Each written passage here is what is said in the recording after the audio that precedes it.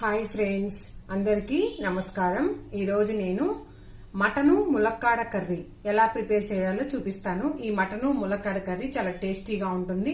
అన్నము, చపాతీ, పూరి, దోశ ఎందులోనైనా మనం తీసుకోవచ్చు అనమాట.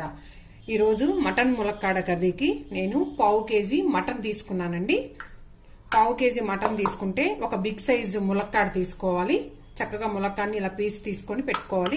సన్నగా కట్ చేసిన ఆనియన్స్ ఒక బిగ్ సైజ్ ఆనియన్ ఒకటి తీసుకోవాలి. సన్నగా కట్ చేసిన కొత్తిమీర, సన్నగా కట్ చేసిన పచ్చిమిరపకాయ ముక్కలు, ఒక టమాటా తీసుకోవాలి.